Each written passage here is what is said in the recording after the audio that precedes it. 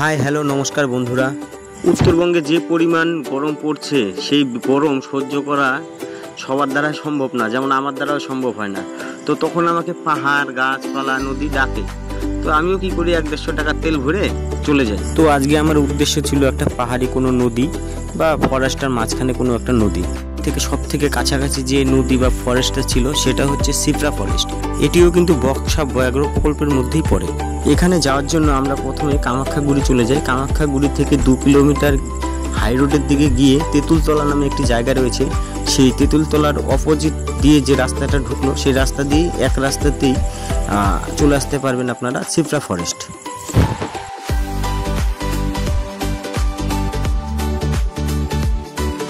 ফরেস্টের মাঝখান দিয়ে আমরা যাচ্ছিলাম, ময়ূর দেখতে দেখতে যাচ্ছিলাম এবং ফরেস্টের মজা নিতে নিতে যাচ্ছিলাম। শান্তি প্রশান্তির জায়গা যেহেতু ফরেস্ট, তো ভালো লাগছিল।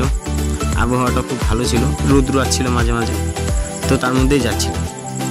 আমার সঙ্গে রয়েছে পিছনে রয়েছে সুব্রত ঘোষ, কলকাতা থেকে এসেছিল, আর রয়েছে আমাদের সন্তোষ দা অন্য বাইকে আরেকটি দাদা। ফরেস্টের মাঝখানে এই হাতির গুহা আছে, খুব রিস্কি জায়গা।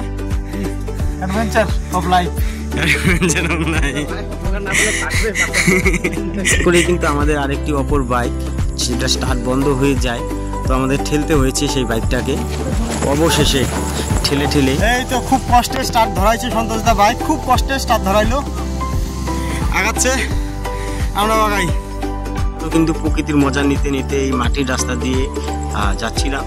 তো যেতে যেতে হঠাৎই আমরা একটু থমকে গেলাম। তার কারণ তোমরা দেখতেই পাবে কি কারণে থমকে গিয়েছিলাম। এই দেখো সামনে একটি প্রচণ্ড বড় একটা সাপ যাচ্ছে, কি সাপ জানি না, অনেক বড় একটা সাপ আমাদের বাইকের সামনে হঠাৎ করেই পড়ে। তো আমরা বাইক দাঁড় করিয়ে সেটাকে দেখছিলাম, একটু তোমাদেরও দেখাচ্ছি। অনেক বড় সাপ।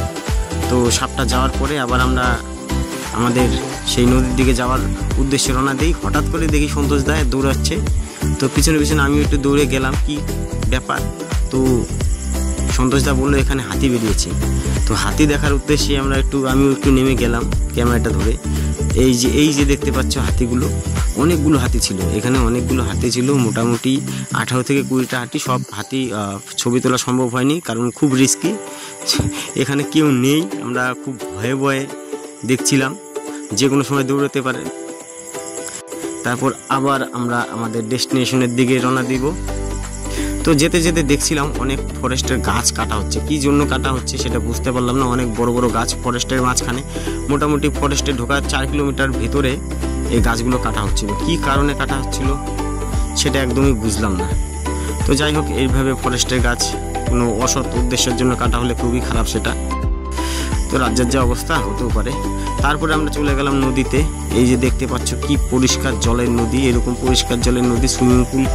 সুইমিং পুলে তো শুধু পেচ্ছাপি থাকে। যাই হোক, এখানে এরকম পরিষ্কার নদী, নদীর আশেপাশে একটা লোকও নেই। তারপরে আমরা এই দেখো নিচেও দেখতে পাচ্ছ তোমরা কতটা পরিষ্কার নদী, একদম পাটা সব দেখা যাচ্ছে। দেখো এটা কিন্তু একদম পাহাড় থেকে নেমে আসা নদী, আর প্রচণ্ড ঠান্ডা জল। তারপরে আমরা চানের জন্য একটু নেমে পড়লাম, একটু চান করবো এসেছিলাম শান্তির জন্য, তো একটু শান্তি না করলে হয়।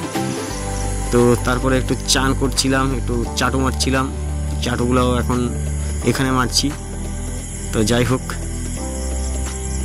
খুব সুন্দর একটা নদী। ওই সাইড দিয়ে কিন্তু আগে একটা ব্রিজ ছিল, এখন ব্রিজটাও নেই। মানুষজন ওপারে থেকে কিভাবে যাতায়াত করে জানি না।